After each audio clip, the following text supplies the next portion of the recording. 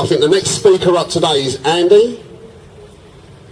You are Andy. Go on, Andy. Go, Andy. Come on, Andy. Andy's one of our retired bus drivers now, and a tireless campaigner for our cause. Andy. Cheers, James. Only just retired a few months ago, and still active in the union. I want to thank the organisers, particularly Jo, the work she's done to organise this rally, and thank everyone for coming along.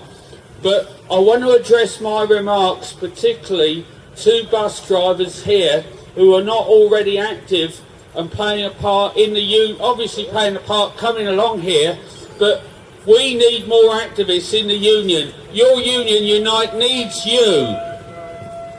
Now, it's an excellent report which has come out. If you haven't read it, have a look.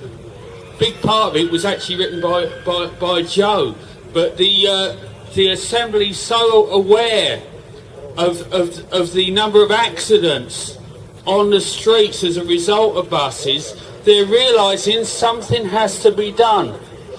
Now, Caroline said at the beginning that if the suggestions in the report get taken up by TfL, it could really make a difference. Absolutely true. But will they take it up? If you look at what George Osborne did last year, one of his last things before he got out was that he cut the subsidy from London to London TfL from the national government. It will be cut by £700 million a year by 2020. That's more than a 10% cut in TfL's income. Under the circumstances, it's difficult to see TfL carrying out what they need to do. And that means that London bus workers, potentially one of the strongest industrial sections of workers in the country, are going to have a fight. Unite's very strong. 80–90% of bus workers in London are in Unite. But go to the canteens and you hear lots and lots of grumbling about our union. I don't mind people grumbling about our union if they're in the union, but if you're in the union and grumbling about it, get active. Do something about it yourself.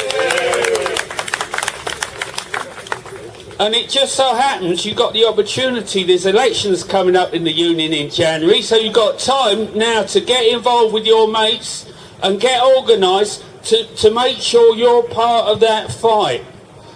Now, and if you don't know how to get organised, speak to us at the end and I'll help you to organise. We want more people active in our union, but I can see TfL, as a result of this campaign, bringing in shorter hours, reduced hours. But workers don't work overtime, they don't work rest days because they love driving buses quite so much.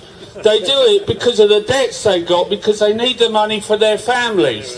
So a big slogan is going to be the fight of our lives is, if they reduce the hours, and quite rightly too for safety reasons, there should be no loss of pay for bus workers.